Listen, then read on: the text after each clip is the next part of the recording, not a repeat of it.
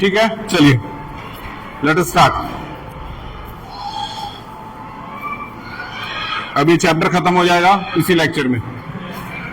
ठीक है, पॉइंट था हमारा factor on which resistance of a conductor depends. चार चीजें मैंने याद कराई। पहला क्या, एरिया ऑफ क्रॉस सेक्शन। याद रहे R is directly proportional to 1/a, ये याद रखना, अभी फॉर्मूला बनाएंगे।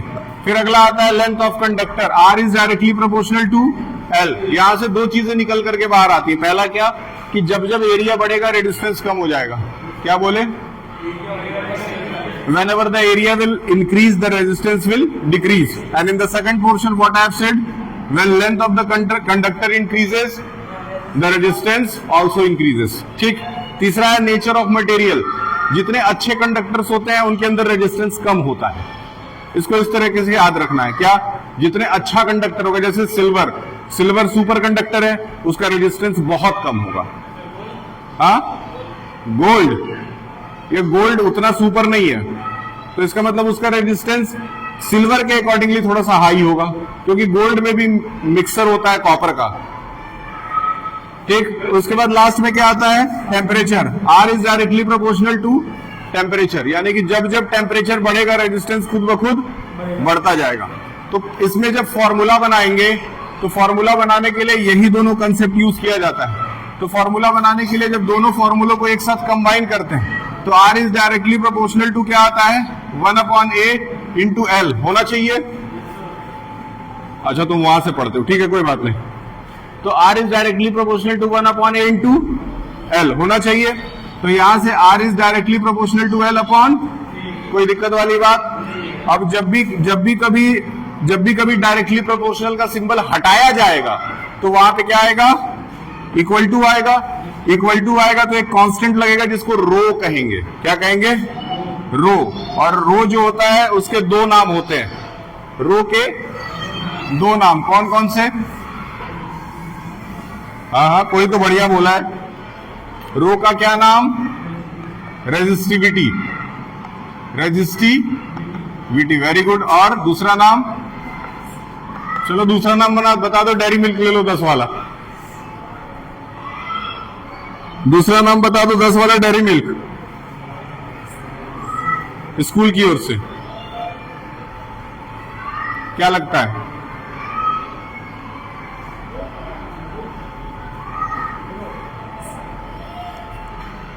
हाँ, क्या है, नहीं, दूसरा है, इसका नाम स्पेसिफिक रेजिस्टेंस। याद रखिए, स्पेसिफिक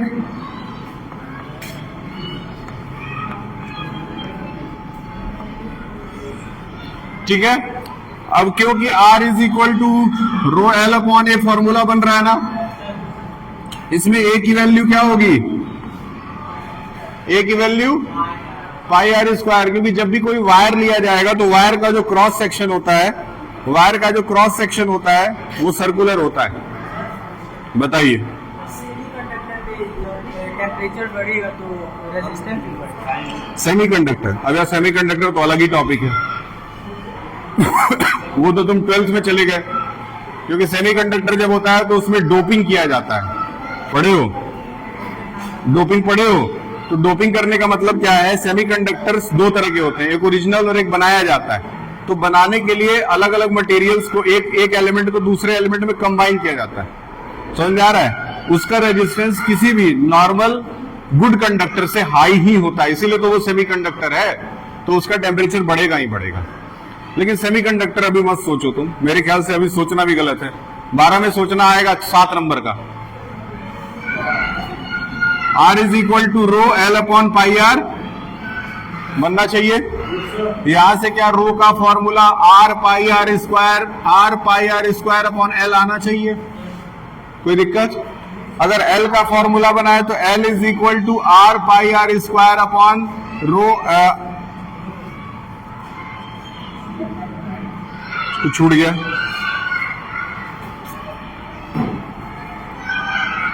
रो का फॉर्मूला बनाया है तो यहां पे आया है आर। ठीक है, अब एल का फॉर्मूला बनाते हैं। एल का फॉर्मूला बना देंगे तो क्या हो जाएगा, नीचे रो आ जाएगा। कोई दिक्कत? ठीक है, अब इसके बाद ए का फॉर्मूला बनाते हैं। ए का क्या होगा, ए का फॉर्मूला क्या होगा, रो एल अपॉन आर। याद रखिएगा ये 4 फॉर्मूले इससे बनेंगे। कहीं से कुछ भी पूछता है लगा दीजिएगा। एक बड़ी बात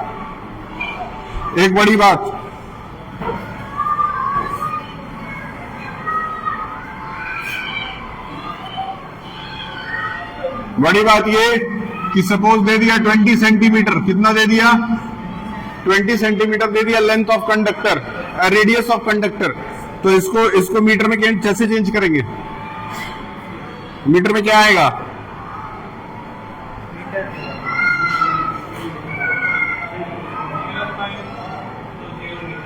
हाँ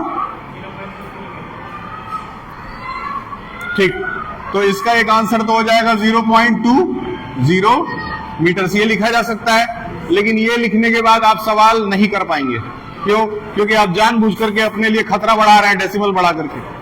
इसीलिए आप खतरा ना बढ़ाइए। 20 centimetre is equal to 20 into 10⁻⁻2 लिखेंगे। ये चीज ध्यान रखिएगा, अपने लिए खतरा मत बढ़ाइए डेसिमल बढ़ा करके।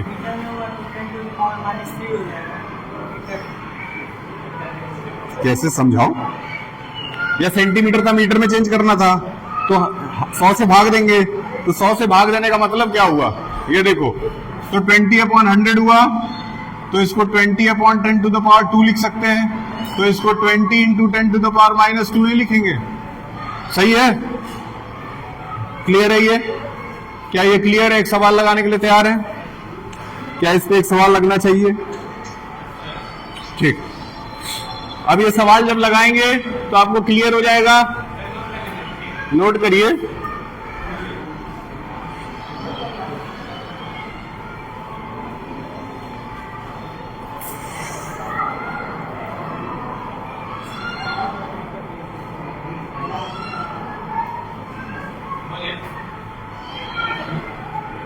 हो गया?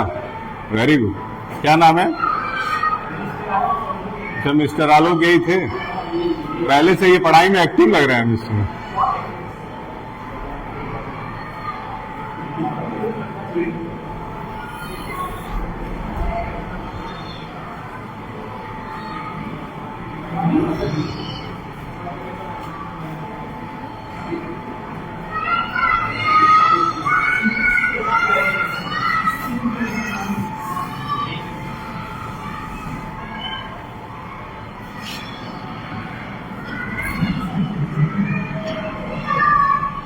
A wire of length 0.1 centimeter. A wire of length 0.1 centimeter having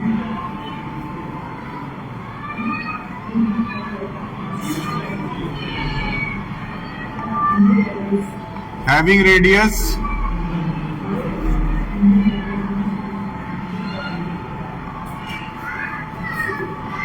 0.02 centimetre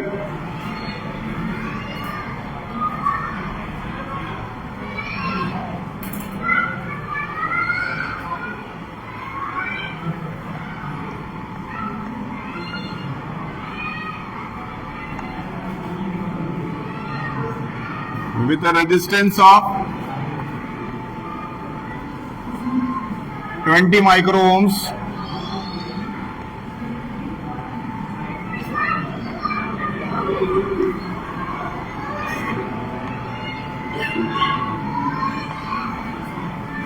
find its resistivity. Find its resistivity.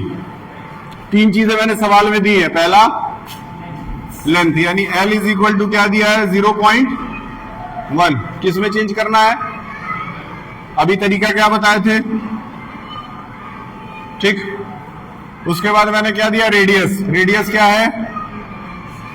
किसमें है? किसमें चेंज करना है? दोनों मीटर में आ गया। ठीक, तीसरा क्या दिया हुआ है? रेजिस्टेंस कितना दिया है? माइक्रो ओम्स को ओम्स में चेंज करने के लिए।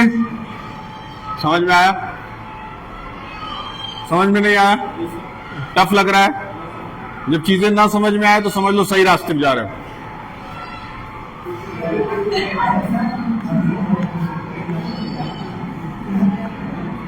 ठीक है, जब भी ऐसा फील हो ना कि बहुत आसानी से हो रहा है सब कुछ, समझ जाना गड़बड़, क्योंकि कुछ भी आसानी से हो ही नहीं सकता। बताओ भैया कितना आएगा? रो निकाल लो भैया। रो का फॉर्मूला क्या दिए थे? रो इज इक्वल टू, कर लो तुम भी हो ना 10th में इस साल। 2025-26 वाले में तुम्हारा भी फोटो आया है कि नहीं? एलओसी वाले में कर लो। कितना आएगा? रो का फॉर्मूला तो बोलो। R pi R square upon, clear है? कर लेते हैं। आर क्या है? 20 into 10 to the power minus into pi की वैल्यू 3.14 इंटू, हाँ रेडियस बताइए। Radius 0.02 into 10 to the power -2 का होल, क्लियर है? और एल क्या है भैया? 0.1 into 10 to the power minus, ठीक, लगभग ऐसा ही सवाल बोर्ड के रेंज में आता है।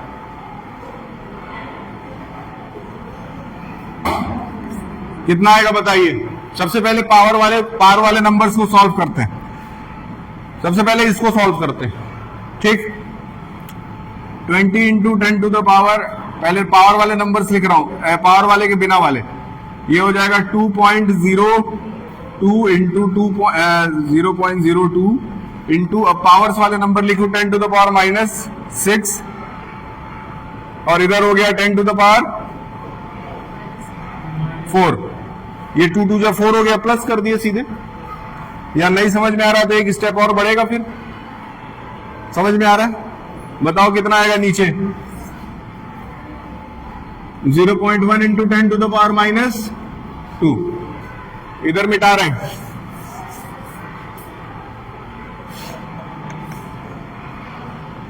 तुम लोगों को मेरे पास अभी कैलकुलेटर है नहीं, इसलिए क्विक कर, जल्दी जल्दी करना।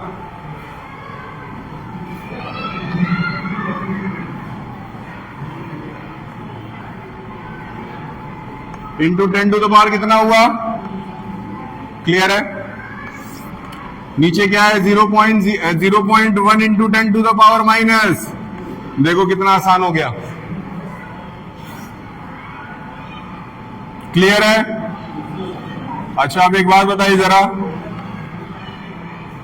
20 इंटू 3.14, इसको क्या हम 2/100 लिख सकते हैं? इसको क्या हम 2/100 लिख सकते हैं? क्या नीचे 0.1 है? सही है, 3.14 था ना? क्या 20 इंटू 314 लिख सकते हैं? नीचे 100 लगा के, इंटू 2 अपॉन में आ गया 100 इंटू 100 इंटू 100 इंटू 0.1, सही है? क्लियर है? मल्टीप्लाई करो, मेहनत करो, थोड़ा बहुत पढ़ने से नहीं होगा।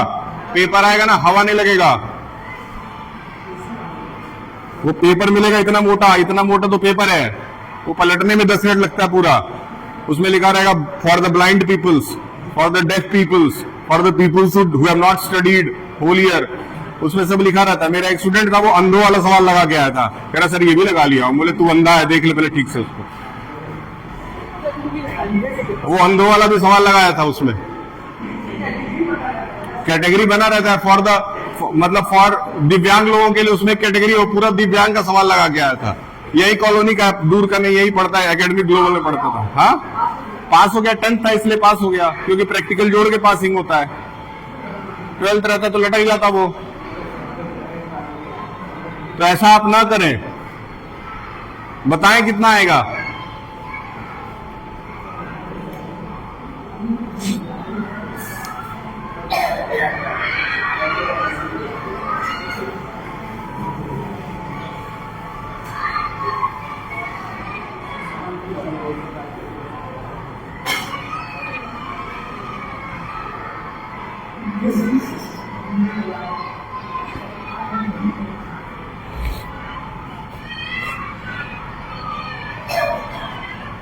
ट्वेंटी फोर या 80, 80 इंटू 314 डिवाइडेड बाई, यहां देख लो 0.1 से 100 मल्टीप्लाई होगा 10 आ जाएगा।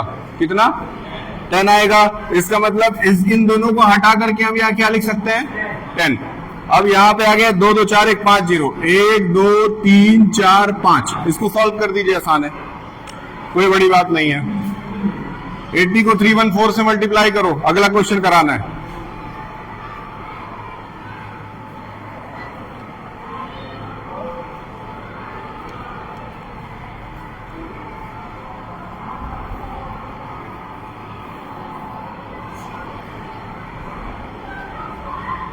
कितना आया?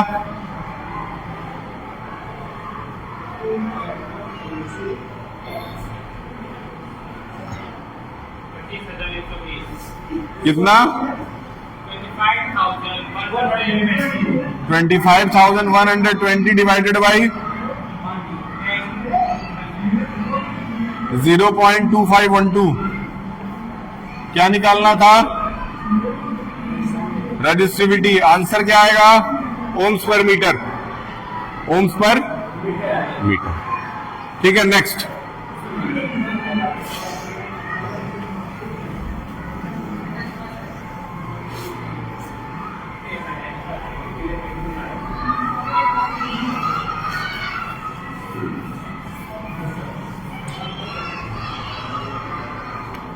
नेक्स्ट,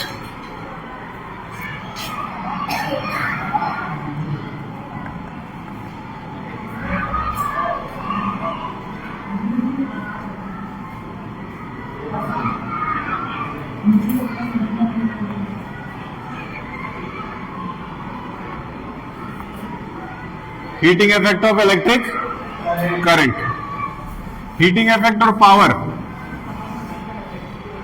और एक टॉपिक है इलेक्ट्रिक एनर्जी लास्ट में। पहले heating effect of electric current देखते हैं। किसको किसको हीटिंग इफेक्ट आता है?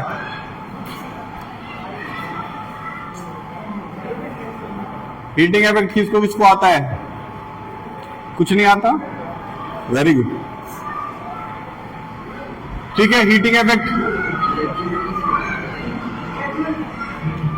हीटिंग इफेक्ट सीधे इस कंसेप्ट की बात करता है कि जहां कहीं भी इलेक्ट्रिसिटी फ्लो हो रहा है वहां पे हीट प्रोड्यूस होता है।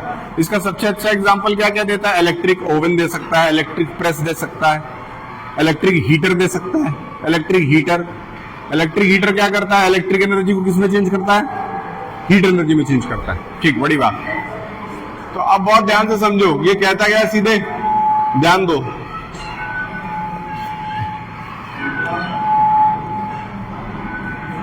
सबसे पहले तो V इज इक्वल टू क्या? W/Q होता है। सही है, क्लियर है, डेरिवेशन है उसका, बहुत इंपॉर्टेंट है, आया था ये। तो क्या W is equal to Q into V होना चाहिए? सही है, जहां नहीं समझ में आया बताइएगा। W, Q का फॉर्मूला क्या? Q का फॉर्मूला I इंटू टी होता है। क्या Q का फॉर्मूला I इंटू टी होता है? क्या V का फॉर्मूला I इंटू आर होता है? दोनों की वैल्यूज रख दीजिए, I into T into I into R. कितना आ गया? W is equal to I square into R into T. ठीक है, क्लियर है। अब W जो है, W यानी कि वर्क डन, वर्क डन और हीट दोनों का SI यूनिट जूल होता है, इसीलिए दोनों सेम है। तो W की जगह आप क्या रख सकते हैं? H। H is equal to I square R T. ठीक है, बहुत इंपॉर्टेंट फॉर्मूला है, छोटा डेरिवेशन है इसका। कांस्टेंट टेम्परेचर, कांस्टेंट टेम्परेचर तो उसमें भी है, ओम्स लॉ में भी है। तुम शायद एब्सेंट थे।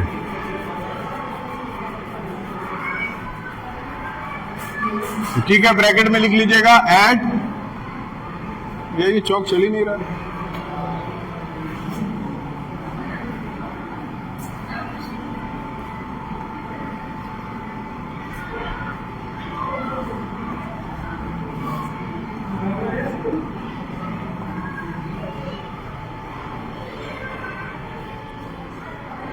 ठीक है,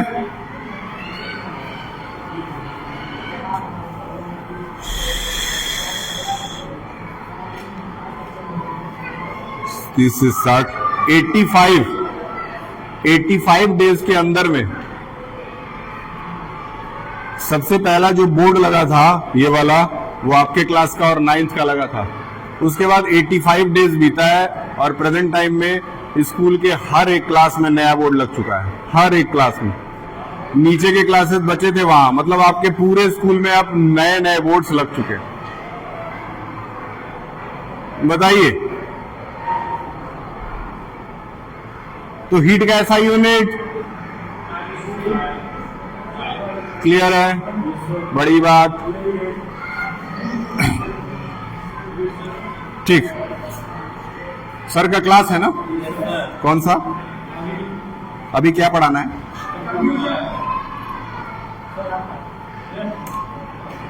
अरे मान लो उनका पीरियड है तो सर आप आइए। कोर्स कंप्लीट है, ठीक है, तब हमको पढ़ाने दीजिए। मेरा अभी कहीं नहीं है, आप देख लीजिए, टाइपिंग वाइपिंग का देख लीजिए। ठीक है, heating effect of electric current में V is equal to W/Q हो गया। ये याद रखिएगा, छोटा डेरिवेशन है, काम का है, ये बहुत काम का है।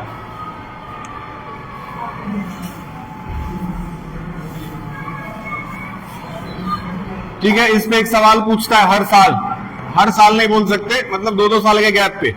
Y nichrome wire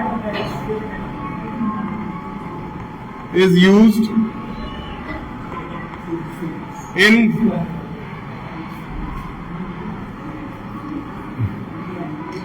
electric heaters and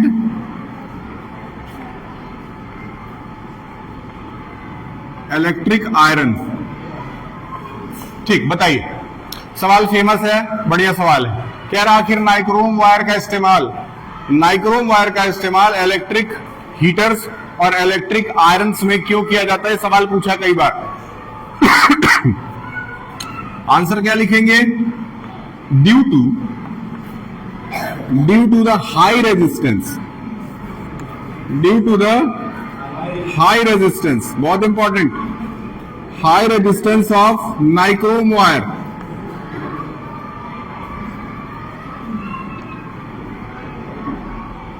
it produces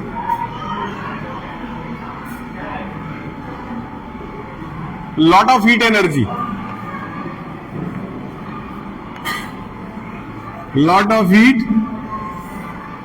energy, even at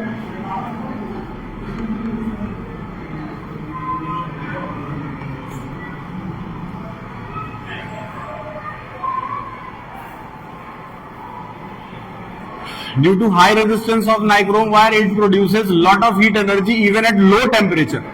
मतलब टेम्परेचर बहुत कम भी रहेगा तब भी वो हीट करना शुरू कर देता है। उसके बाद it works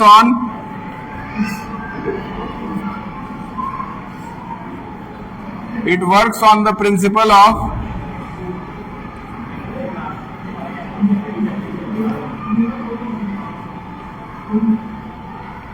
heat gain is equal to heat loss। बहुत important, it works on the principle of heat gain is equal to heat loss. अब देखिए, आपने ठंडी का महीना आ रहा है, इलेक्ट्रिक आयरन हम लोग मान लो सपोज इलेक्ट्रिक हीटर है हमारे पास, उसको हम ऑन कर दिए, स्विच दबाए, स्विच दबाने के बाद थोड़ा सा इंतजार करना पड़ता है, फिर वो हल्का हल्का जलना शुरू होता है। उस समय उसके अंदर धीरे धीरे हीट बढ़ता जाता है। कुछ समय के बाद वो पूरा गर्म हो जाता है। गर्म होता है तो पूरा रेड दिखाई देना शुरू हो जाता है। तो पहले तो उसका टेम्परेचर बढ़ा, फिर रेड हो गया, रेड हो जाने के बाद वो रेड ही रहता है। अगर टेम्परेचर और बढ़ाते जाए तब तो उसको पिघल जाना चाहिए, गल जाना चाहिए, ऐसा नहीं होता है। क्यों? क्योंकि जब वो पूरी तरह से हीट हो जाता है, उसके बाद जितना इलेक्ट्रिक एनर्जी वो बोर्ड से लेता है उतना ही हीट वो आपको तो heat gain is equal to heat, तो जितना लिया उतना दे दिया। समझ में आया? Just like simple. सपोज तुम्हारे पास एक पानी की टंकी है, ये पानी की टंकी है और इसमें ऊपर से क्या लगा है? टैप लगा है। क्लियर है? और यहां पे क्या किया गया है? एक होल किया गया है, छेद बनाया गया है। अब क्या हो रहा है? इधर से जितना पानी आ रहा है वो इधर से निकल जा रहा है। ऊपर से जितना पानी उसमें गिर रहा है उतना ही पानी इधर से निकल जा रहा है। तो क्या टंकी में पानी का लेवल बढ़ेगा घटेगा? क्या बढ़ेगा घटेगा? ये कुछ समझ में भी आया? ये क्या बोले समझ में आया? सिंपल एग्जांपल है, तुम्हारे घर में मोटर लगा है, ऑन कर दिए, ऊपर से जमीन से पानी जा रहा है उसके अंदर, और तुमने क्या किया? घर का 2-3 टैप खोल दिया, जितना पानी उसमें जमीन से अंदर जा रहा है उतना तुमने टैप से बाहर निकाल दिया। तो क्या टंकी कभी भरेगी? क्या वो उतना ही रहेगा। वही चीज यहां हो रहा है, जितना हीट आ रहा है उतना हीट लॉस हो जाता है। तो याद रखिएगा कि इलेक्ट्रिक हीटर और इलेक्ट्रिक आयरन ये दोनों इक्विलिब्रियम स्टेज पे काम करते हैं। इसी को कहते हैं state of equilibrium. State of equilibrium बहुत इंपॉर्टेंट। क्या इक्विलिब्रियम शब्द सुने हो? 24 और 25 तारीख को आप लोगों को स्कूल में मेडिकल चेकअप कराया जाएगा। मेडिकल चेकअप में आपका height, weight, BMI. Height, weight, क्या बीएमआई सुने हैं? बीएमआई नहीं सुने हैं? तुम्हारा तो ऊपर ही जा रहा है। बीएमआई मतलब होता है बॉडी मास इंडेक्स, मतलब तुम्हारे हाइट के अकॉर्डिंग तुम्हारा वेट सही है कि नहीं है। तुमको तो पता ही है तुम्हारा ज्यादा है, थोड़ा कम करना है। इसके साथ आपको आपका ब्लड ग्रुप जानने का मौका मिलेगा। ठीक है, ब्लड ग्रुप आपको उस दिन बता दिया जाएगा, और उसके साथ आपके आंखों में अगर कोई कमी है तो ये बताई जाएगी। फ्री ऑफ कॉस्ट, एक भी रुपया किसी भी बच्चे से नहीं लिया जाएगा। 24-25 को है, इसके लिए आपको एक फॉर्म दिया जाएगा, छोटा फॉर्म दिया जाएगा। पहले वो फॉर्म आप अपने पेरेंट्स को दिखा देंगे कि सर ये चीजें स्कूल में हो रही हैं। पेरेंट्स परमिशन दे देंगे कि हाँ आप चेकअप करा लीजिए। बिना पेरेंट्स के मर्जी के किसी बच्चे का मेडिकल चेकअप नहीं किया जा सकता है। हाँ, देखो बर्नौली तो हमसे 12 क्लास और 11 क्लास की बातें कर रहे हो। ठीक है, तुमको हम अलग से बता देंगे, लेकिन अभी ये लेक्चर चलने तो इसमें बर्नौली समझाएं।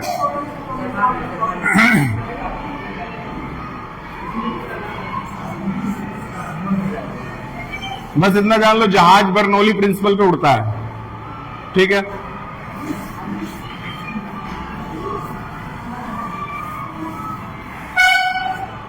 ठीक। पावर, क्या पावर कोई डिफाइन कर सकता है? हाँ बताइए। वेरी गुड, बैठिए। द रेट ऑफ, लेकिन इसको इलेक्ट्रिक के सेंस में कुछ और लिखा जाएगा।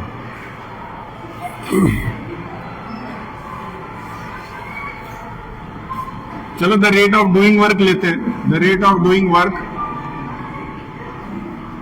By an electric current is called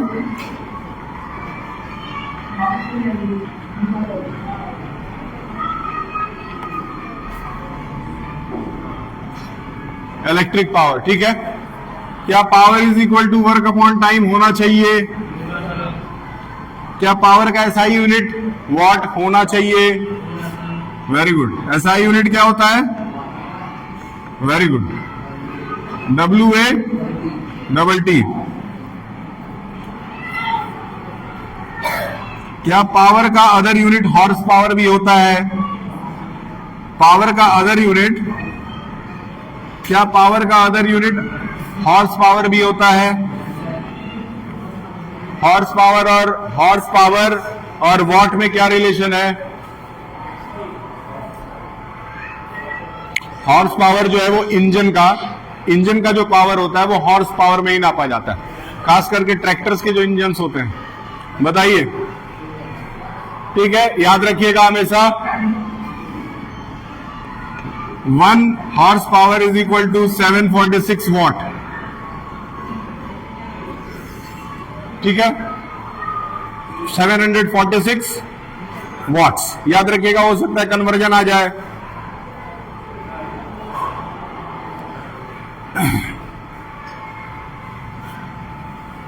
ये नोट कर लो, इधर मिटा के 2-3 डेरिवेशन करेंगे छोटा छोटा।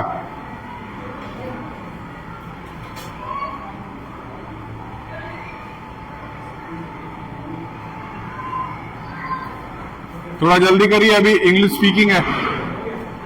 हो गया? आपका नहीं है, छोटे बच्चों का।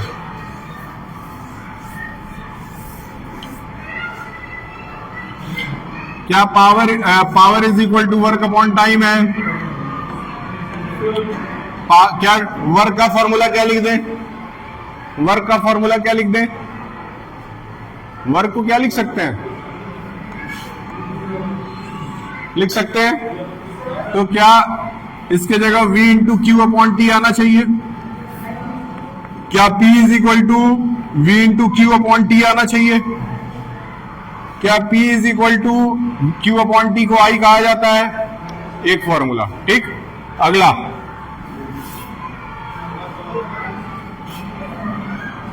क्या P is equal to V into I होना चाहिए? यही से लिए। क्या V की जगह IR लिख सकते हैं? IR इंटू I कितना हो गया? ठीक,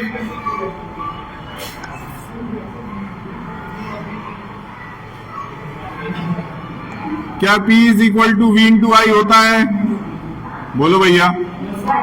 क्या I इज इक्वल टू, एक मिनट, क्या I का कोई फॉर्मूला है? क्या है?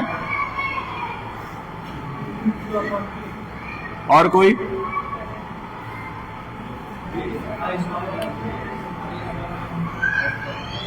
I का फॉर्मूला V अपॉन R है। तो P इज इक्वल टू क्या आ गया? ठीक है, एटलीस्ट ये 3-4 नॉर्मल फॉर्मूले जो याद रखना चाहिए। अब इसमें से क्या यूज करना पड़ सकता है अकॉर्डिंग टू क्वेश्चन, ये बाद में पता चलेगा।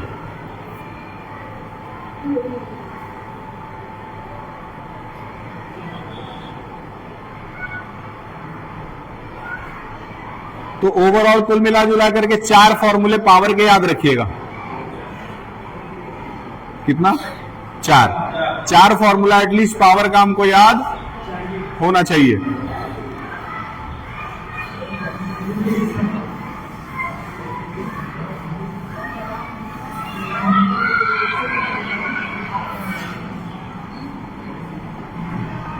अब पावर अगर आ गया तो वहीं से क्या जन्म लेता है? Electric energy.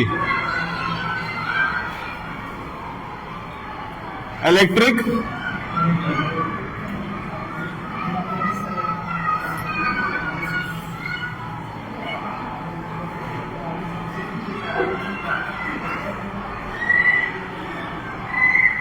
लिखिए,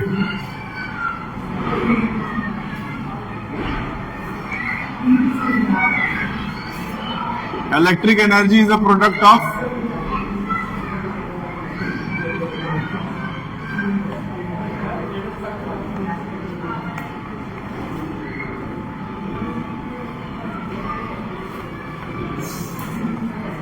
पावर एंड टाइम। यानी E इज इक्वल टू क्या हो जाएगा? P इंटू, बहुत इंपॉर्टेंट है, E is equal to P into T। अब देखिए जरा,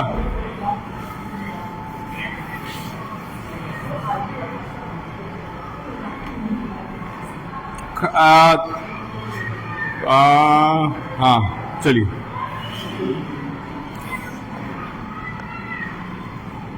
बताइए लगभग आपके घर में कितने बल्ब्स हैं? 3, 4, 5, 6 कितने? 12 बल्ब है। वेरी गुड, 25 बल्ब है। ठीक, ओवरऑल मान लेते हैं 10 बल्ब हैं, और एक बल्ब जो है कितने वॉट का? 100 वॉट ले ले, तो टोटल कितना वॉट हो गया? ठीक है, उसको जलाओ आराम से। या बताओ, तो बल्ब कितना हो गया, उसको जलाओ, जला के उसमें बैठे रहो चारों तरफ जला के। ये 10 × 100 कितना आया? ये सोलर सिस्टम है क्या तुम्हारा घर? यहां देखो, अब अगर फैन की बात करें, लगभग 5 पंखा मांग ले, एक का 500 वाट ले ले, कितना हो गया? 5000 वाट, 2500 वाट।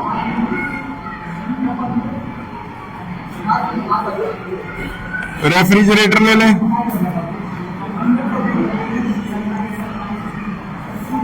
एक रेफ्रिजरेटर 1000 वाट का, शांत रहो, कितना आएगा?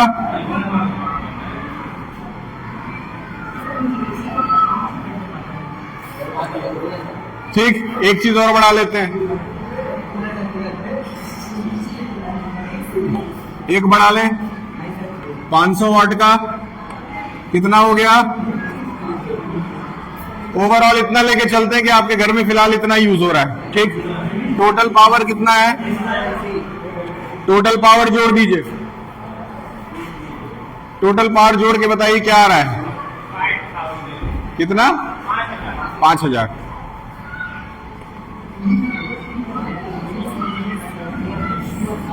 ये टोटल पावर आ गया, पावर आ गया। अब एक काम करते हैं, मान लेते हैं कि इतनी चीजें एक दिन में 4 घंटा यूज होती है। कितनी? 4 घंटा मान लेते हैं, तो टाइम कितना हो गया? 4 hours. Electric energy is equal to क्या होता है? पावर इनटू, तो पावर कितना आया? 5000 आया ना? इसको तुरंत 1000 से डिवाइड करिएगा किलोवाट में चेंज करने के लिए। ये घर का बिल निकालना सिखा रहे हैं, ठीक है? इस जो भी वॉट में आता है उसको किससे डिवाइड करेंगे ताकि ये किस में चेंज हो जाए? किलोवाट में, क्योंकि मीटर में जो भी रीडिंग आता है वो किलोवाट में आता है, वॉट से उसको कोई ज्यादा रिलेशन नहीं है। कितना घंटा यूज हो रहा है? चलिए मान लेते हैं जनवरी का महीना, तो कितना दिन यूज हुआ? कौन जनवरी 30 है भैया? ये कौन सा महीना है? सितंबर कितने दिन का है? 30 मान ले, चलो 30 दिन यूज कर लो। कितना है बताओ?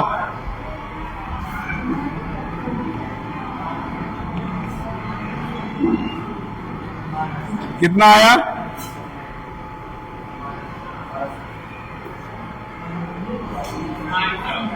किसको 1200 नजर आ रहा है? ये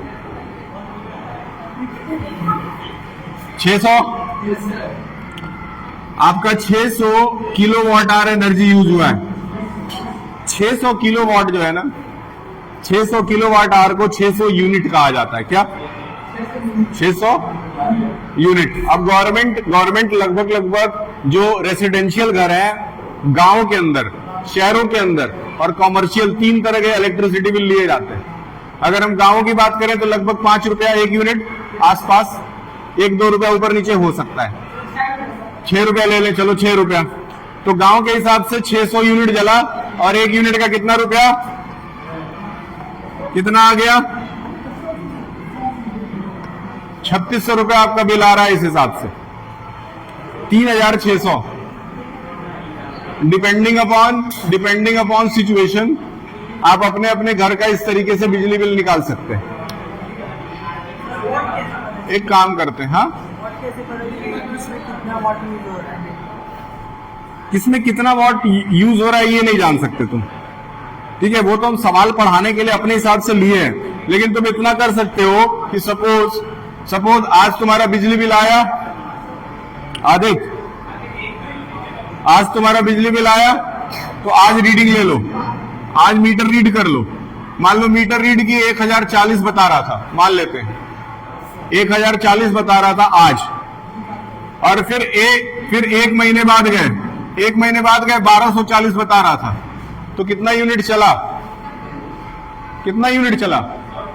100 यूनिट, 200 यूनिट चला। कितना?